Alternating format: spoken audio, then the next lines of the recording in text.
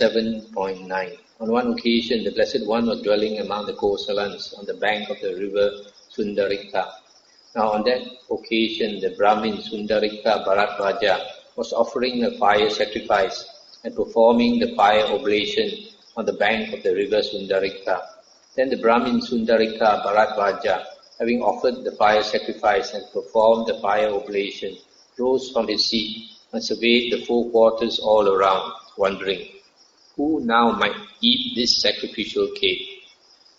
Stop here for a moment. So here, after praying and offering all that food, he's thinking, who can he give the food to? It's in a way like our Chinese also. We pray to the gods, and after that, either the Chinese, they eat the food themselves or they give it to others. Then the Brahmin Sundarika Bharadvaja saw the Blessed One sitting at the foot of a tree with his head covered. Having seen him, he took the sacrificial cake in his left hand and the water pot in his right hand and approached the Blessed One. When the Blessed One heard the sound of the Brahmin's footsteps, he uncovered his head. Then the Brahmin Sundarika Bharadvaja, thinking, this worthy is shaven-headed, this worthy is a shaveling, wanted to turn back. But it occurred to him, some Brahmins here are also shaven-headed. Let me approach him and inquire about his birth. Let's stop here for a moment. You may have seen this, the Hare Krishna monks. They have a little, they are bald except for a little hair, tuft of hair at the back. So I think Brahmins are like that. So this guy, he wanted to offer his food to a Brahmin, but when he saw the Buddha clean shaven, he didn't want to give. He wanted to go away. Then suddenly he thought, maybe some Brahmins also are like that. Then the Brahmin Sundarika Bharadvaja approached the Blessed One and said to him, what is the worthy one's birth? What clan do you belong to? And the Buddha said, ask not of birth, but ask of conduct. Fire is indeed produced by any wood. A resolute sage, though from low family, is a thoroughbred restrained by a sense of shame. The sacrificer should invoke this one tamed by truth, perfect by taming, who has reached the end of knowledge, a fulfiller of the holy life. Then he makes a timely oblation to one worthy of offerings. And the Brahmin said, surely my sacrifice is well performed, as I have seen such a knowledge master. Because I had not seen those like yourself, other people ate the sacrificial cake. Let Master Gotama eat, the worthy is a Brahmin. And again the Buddha said in a similar way, food over which verses have been sung, he does not accept. Then the Brahmin said, then Master Gotama, should I give this sacrificial cake to someone else? And the Buddha said, I do not see anyone, Brahmin, in this world with its devas, Mara and Brahma, in this generation with its ascetics and Brahmins, its devas and humans, who could eat and properly digest this sacrificial cake, except the Tathagata or a disciple of the Tathagata. Therefore, Brahmin, throw away the sacrificial cake in a place where there is sparse vegetation, or dispose of it in water where there are no living beings. I'll stop here for a moment. So the Buddha is saying, since this cake has been offered to the Buddha, nobody else is qualified to eat it except the Buddha and his disciples. So the Buddha asked him to throw it away in a place where there is little vegetation. Why? Because plants have fairies inside them. So if you throw food over plants, you dirty the plants, and these fairies are not happy. And also, if you throw it in water where there's living beings, and if the food is oily, the living beings may die. So the Buddha, that's why the Buddha said this. Then the Brahmin Sundarika Bharadvaja disposed of that sacrificial cake in water where there were no living beings. When it was disposed of in the water, that sacrificial cake sizzled and hissed and gave off steam and smoke, just as a plowshare heated all day sizzles and hisses and gives off steam and smoke if placed in water.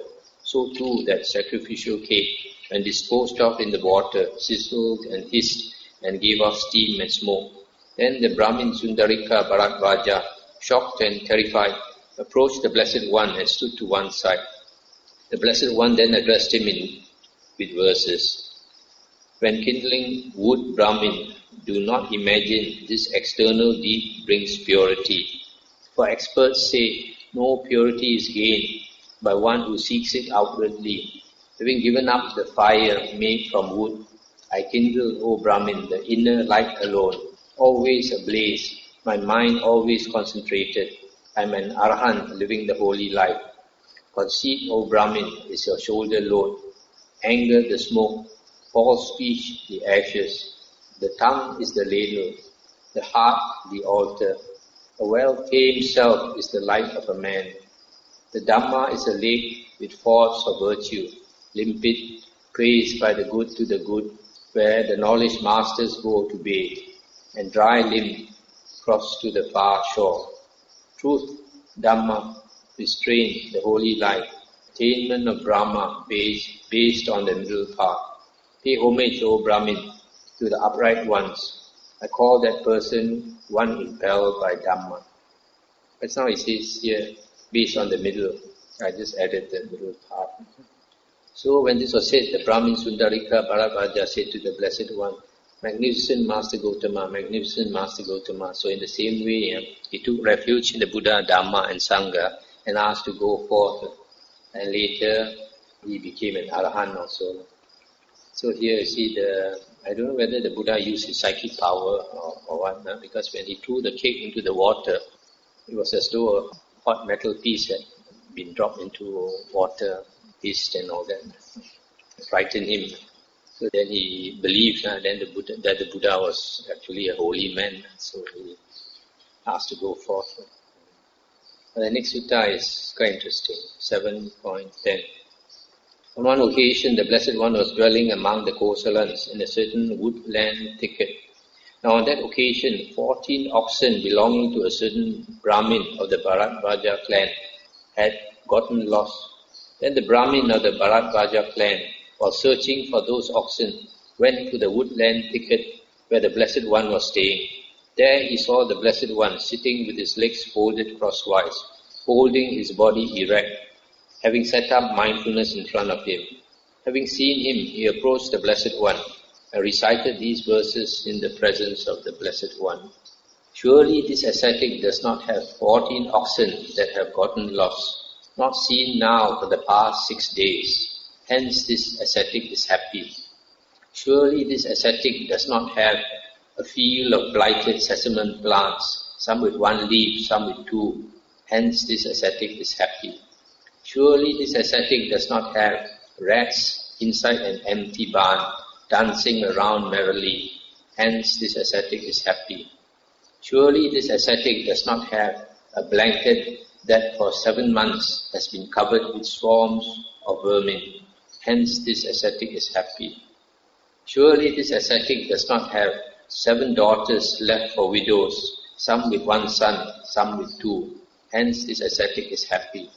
Surely this ascetic does not have a thorny wife with pock-marked face who wakes him up with a kick. Hence this ascetic is happy. Surely this ascetic does not have creditors who call at dawn, chiding him, pay up, pay up. Hence this ascetic is happy. So when the Buddha heard him speak this, the Buddha replied, Surely Brahmin, I do not have 14 oxen that have gotten lost, not seen now for the past 6 days. Hence Brahmin, I am happy. Surely Brahmin, I do not have a field of blighted sesamum plants, some with 1 leaf, some with 2. Hence, O Brahmin, I am happy. Surely Brahmin, I do not have rats inside an empty barn, dancing around merrily. Hence, O Brahmin, I am happy. Surely Brahmin, I do not have a blanket that for 7 months has been covered with swarms of vermin. Hence, O Brahmin, I am happy. Surely Brahmin, I do not have 7 daughters left for widows, some with 1 son, some with 2. Hence, O Brahmin, I am happy. Surely Brahmin, I do not have a thorny wife with pock-marked face who wakes me up with a kick. Hence, O Brahmin, I am happy. Surely Brahmin, I do not have creditors who call at dawn, chiding me, pay up, pay up. Hence, O Brahmin, I am happy. And this was said, the Brahmin of the Bharadvaja clan said to the Blessed One, Magnificent Master Gautama, magnificent. And he took refuge in the Buddha, Dhamma and Sangha and asked to go forth. And later he also became an Arahant. So these verses here are quite amusing.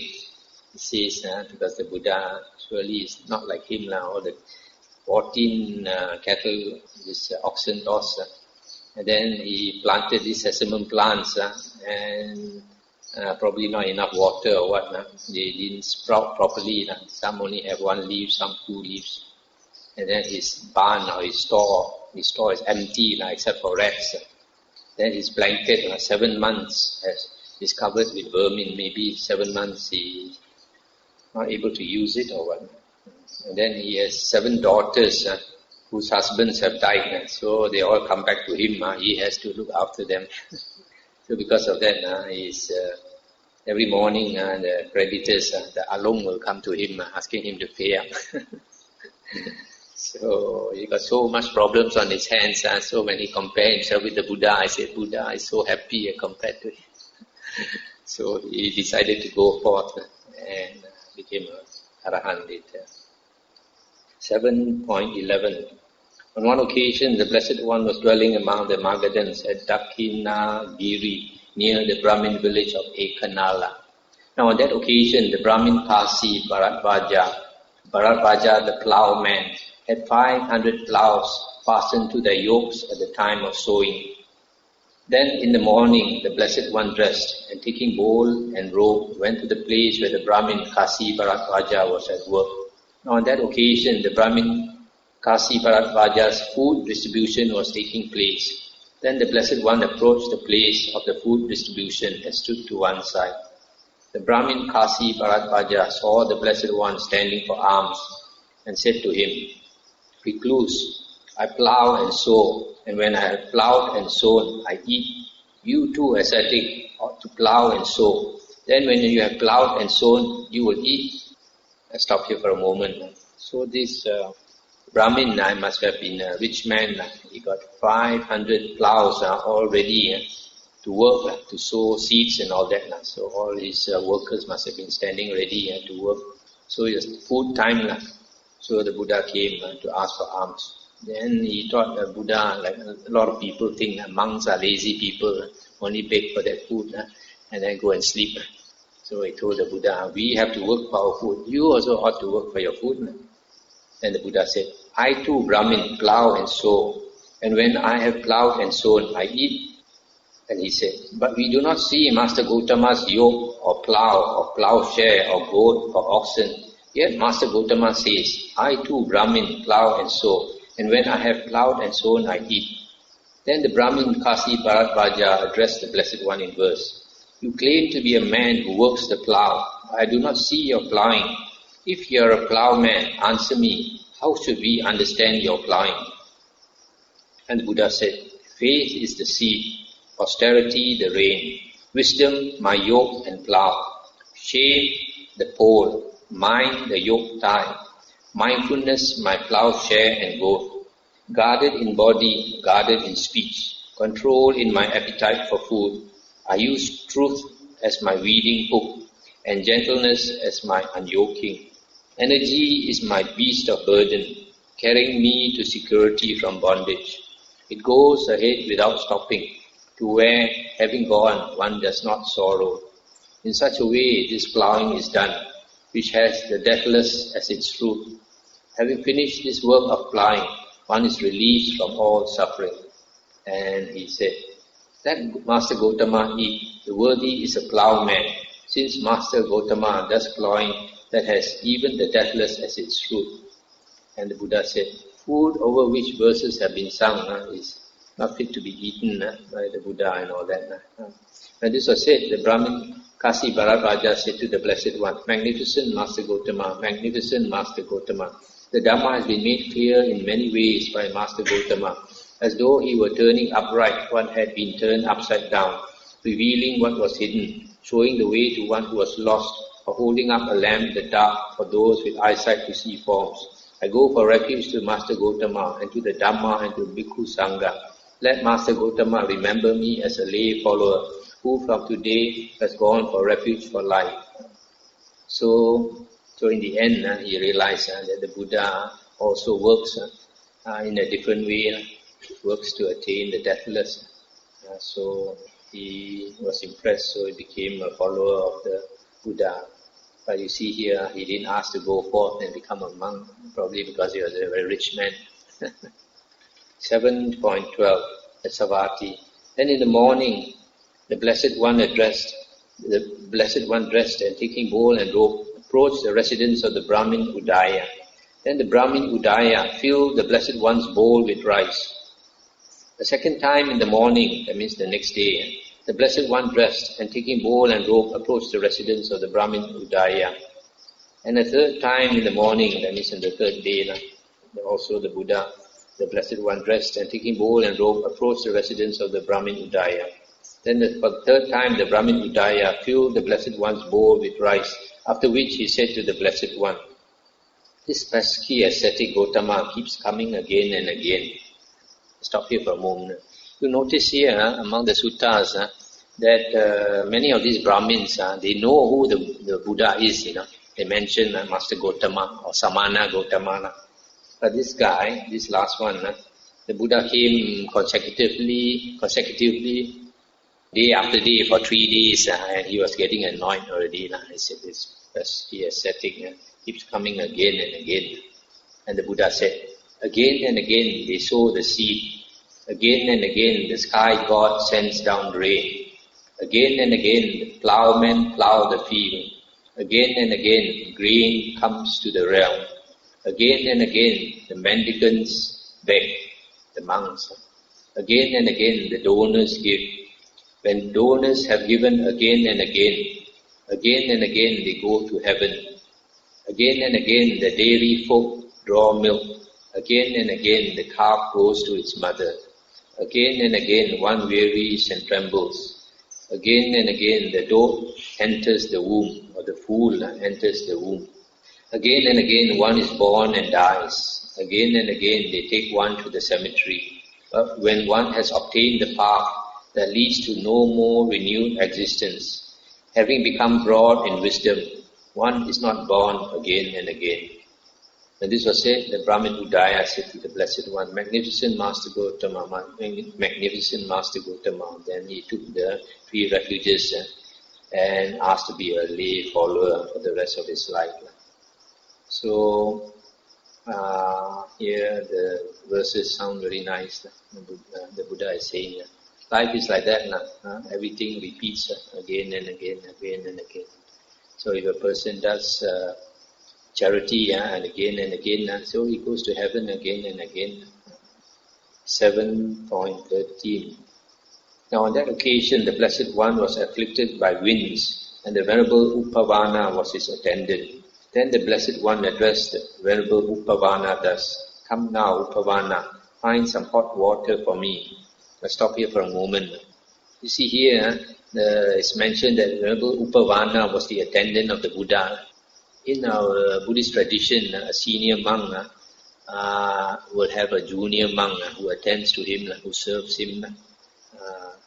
And in his later years, the Buddha chose Ananda to be his attendant because the Buddha taught for how long? 45 years. So the first half, the first about 20 years, the Buddha kept changing attendants. Only about the last 25 years, Venerable Ananda served the Buddha. And Venerable Ananda was not young, Venerable Ananda, if I am not mistaken, at the same age as the Buddha. Then, so here in this sutta, the Buddha was afflicted with winds, Yao Feng. So why is this? Because the Buddha and his monks, they beg for their food. Sometimes they get poor food, or sometimes they don't get enough to eat. So like the other day we read, there's even a case where the Buddha did not get any food for the whole morning. He begged. So because of that, sometimes he has this gastric problem, flatulence, wind. So he asked this attendant, Venerable Upavana, to find some hot water. "Yes, Venerable Sir," the Venerable Upavana replied. Then he dressed, and taking bowl and robe, went to the residence of the Brahmin Deva Hita, where he stood silently to one side. The Brahmin Devahita saw the Venerable Upavana standing silently to one side and addressed him in verse. You notice when our Buddhist monks beg for anything, we don't open our mouth, we just keep quiet. Then normally people give food, or in this case it's evening, so probably evening. So the man probably knew that there was something wrong, I wanted something. So the man asked, "Silent the worthy one stands, shaven-headed, clad in a stitched robe. What do you want? What do you seek? What have you come here to beg?" And the Venerable Upavana said, "The Arahant, the fortunate one in the world." This fortunate one, I think, is a translation for Sugata. The sage is afflicted with winds. If there is any hot water, Brahmin, please give it for the sage. He is worshipped by those worthy of worship, honored by those worthy of honor, respected by those worthy of respect. It is to him that I wish to take it. So the monk is telling this man that he's asking for water, hot water for a holy man. Then the Brahmin Devahita ordered a man to bring a carrying pole with hot water and presented a bag of molasses to the Venerable Upavana. Molasses is this sugar. Then the Venerable Upavana approached the Blessed One. He had the Blessed One bathed with the hot water, and he mixed the molasses with hot water and offered it to him. Then the Blessed One's ailments subsided. Then the Brahmin Devahita approached the Blessed One and exchanged greetings with him, after which he sat down to one side and addressed the Blessed One in verse. Where should one give a proper gift? Where does a gift bear great fruit? How, for one bestowing alms, does an offering bring success? Just how? So he's asking the Buddha, if a person wants to do charity, how to get a lot of merit. And the Buddha said, one who has known his past abodes, his past lives, who sees heaven and the plains of war, who has reached the destruction of birth, a sage consummate in direct knowledge. Here one should give a proper gift. Here a gift bears great fruit. That's how, for one bestowing alms, an offering brings success. Just so. When this was said, the Brahmin Devahita said to the Blessed One, magnificent, magnificent Master Gautama, magnificent. Then in the same way, he took refuge and asked to be a lay follower of the Buddha. So I think I will stop here for tonight. The suttas have been quite interesting. Any questions? Anything to discuss?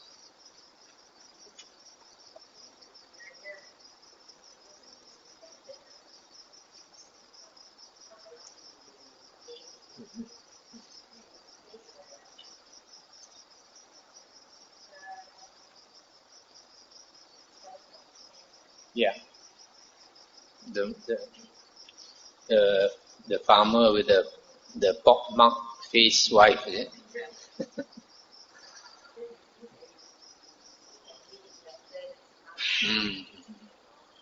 Yeah.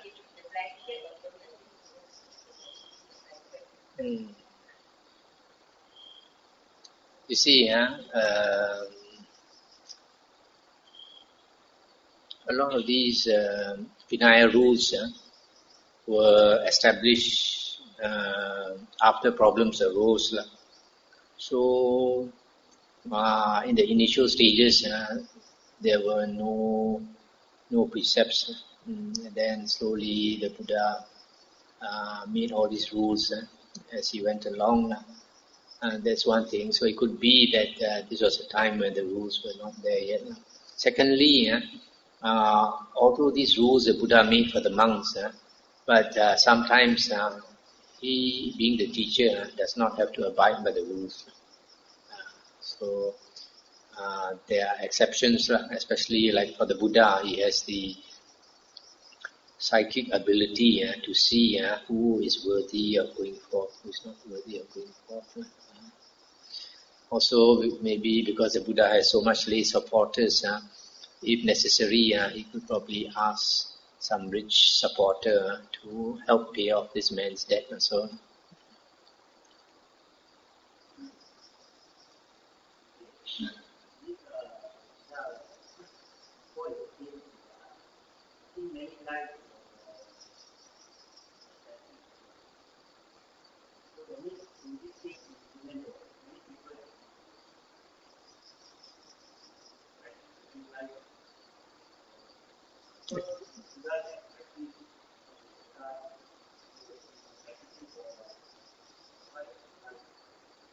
Actually, the Buddha says that he has been to all the realms of existence, has been born in all the realms of existence, except in the Suddhavasa heavens, because the Suddhavasa heavens, only Anagamins can be reborn there. And if you are born as an Anagamin, you will never go to any more rebirth. You only enter Nibbana from there. So that also shows that all of us, if we have come to the level of a human being, that means we have taken rebirth umpteen number of times. So we have also probably become monks many lifetimes already. So that is for everybody. Because the round of rebirths is so long. The Buddha says the tears that we have shed in the round of rebirths is more than the 4 oceans, here referring to the 4 oceans in heaven. And the blood that we have spilled in the round of samsara is also more than the waters of the 4 oceans in the heaven. So, in other words, we have been in samsara for so long. That's why now we are mature to the extent that we are interested in the Dhamma. Any person is interested in the Dhamma, the truth, that means that person is spiritually very mature already. That means you probably also have been ascetic and all that in the past life.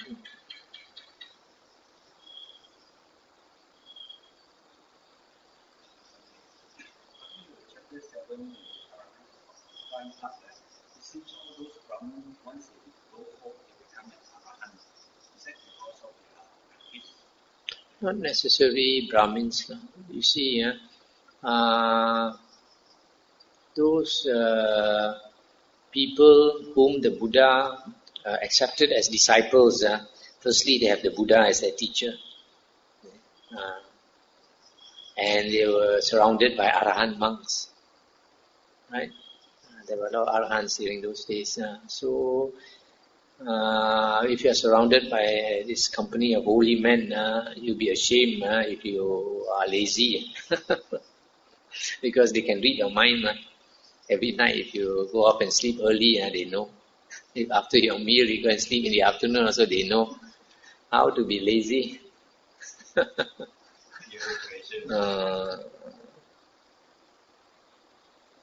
Like the Venerable Mahamoggallana, he was an external sect ascetic before he became the Buddha's disciple. Then after he became the Buddha's disciple, the Buddha taught him the Dhamma and taught him how to meditate. So he was practicing very hard. Every night he was trying not to sleep, practicing, because that's the way the Buddha taught his disciples to maintain sati 24 hours a day. Mindfulness. So after a few nights of not sleeping, he was nodding his head already at night. Nodding his head. Then the Buddha came to him.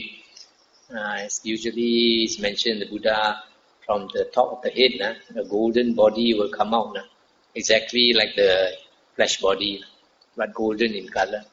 So the Buddha went to him and told him, Moggallana, don't be, half asleep there, drowsing. Use more energy. Then after the Buddha advised him, the Buddha went off.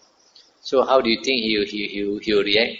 The Buddha can see me, the Buddha can hear me, and think how to be lazy. So he put more effort. Within 7 days became an Arahant. One of the fastest. Sariputta 14 days. Mahakassapa 8 days. So you see, because you have such a teacher, you dare not be lazy. And if you are diligent and you are practicing the right path, the Buddha says it doesn't take so long to become enlightened. I mean, during the meditation, sometimes it's not proper how to put in more energy.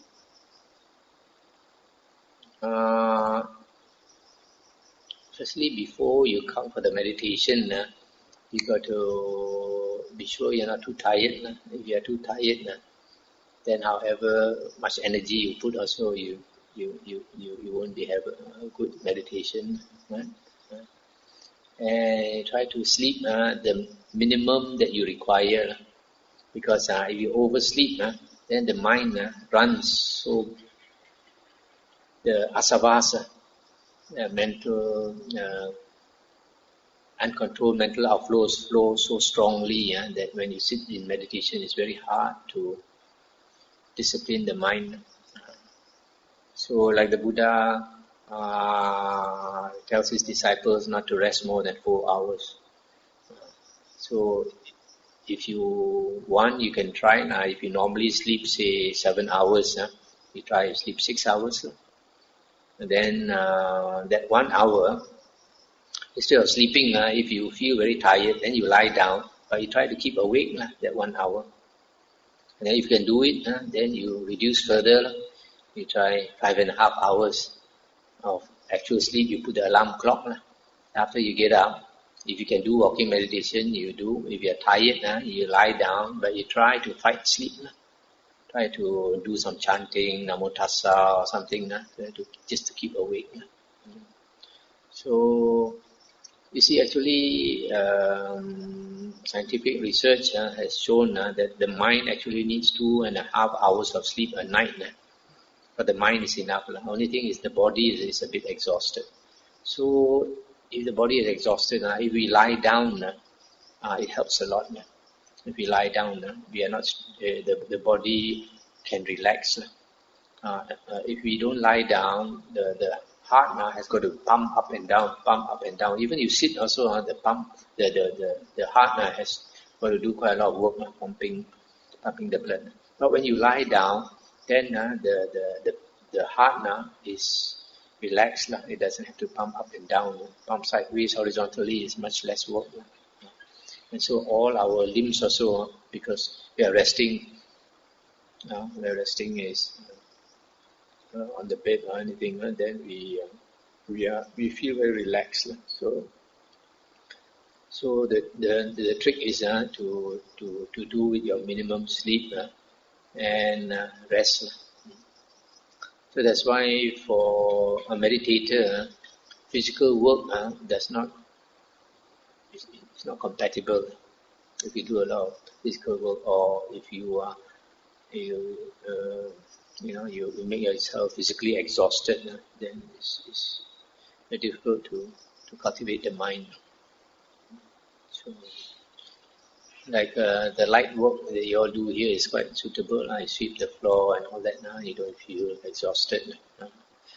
So the trick is when you are tired to lie down, but try not to fall asleep. Once you fall asleep, the mind runs, and then to catch it back is very difficult. I mean, sometimes because you lie down, even though it feels very hard to keep them, somehow you just doze off. But would it be better that, okay, you doze off and sleep and try to wake up and get up from sleeping? You lie down and try to You have to experiment, do see what is suitable for you. Now what I do is that I do the chant of 32 parts of the body. Head, hair, body hair, nails, teeth, skin, flesh. And then I purposely have a clock in my kuti, which is a bit on the louder side when it goes tick, tock, you can hear it. So I go head, hair, body, hair, nails, teeth, skin, flesh. Then it's easier to not to fall asleep. Because you have to synchronize with that clock, then it helps. If I just chant head, hair, body, hair, after a while also I fall asleep. Nothing to. So the tricks of the trade.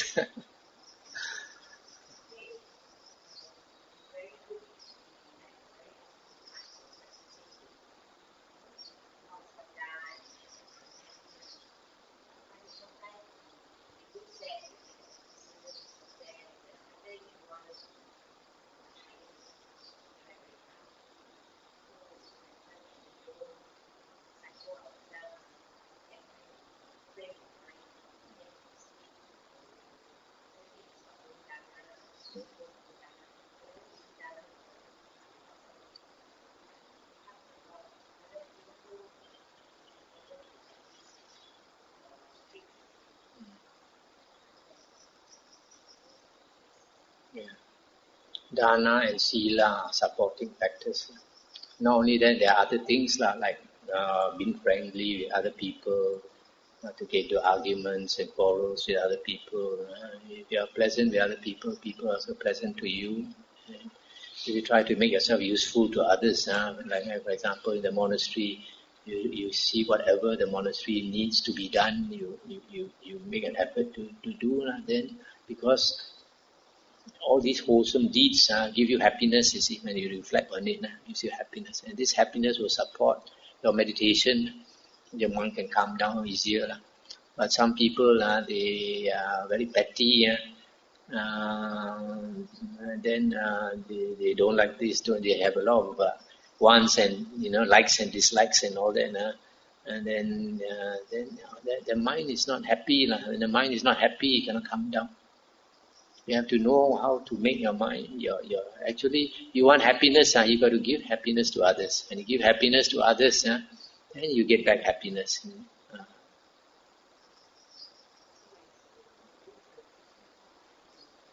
Mm.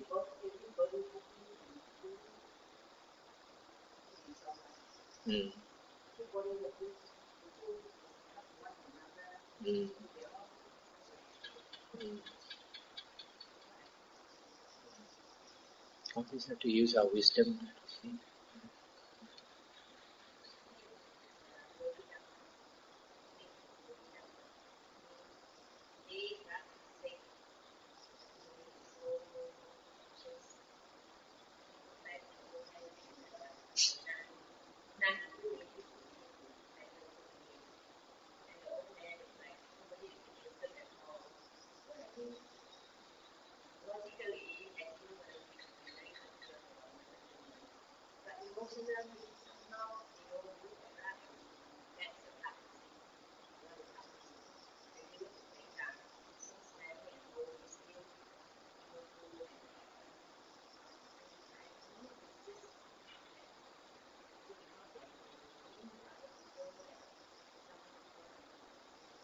Karma also. Karma. Some people's karma is such that nobody likes.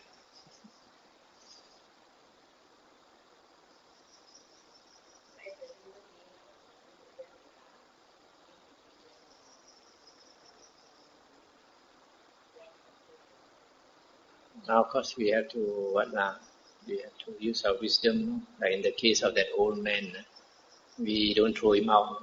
Some places might throw him out.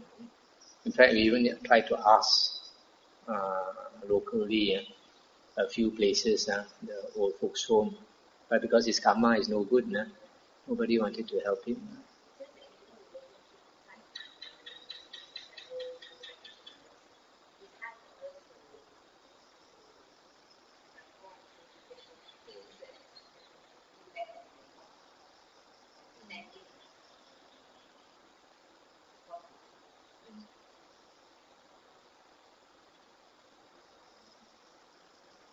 Can't hear you. Shout.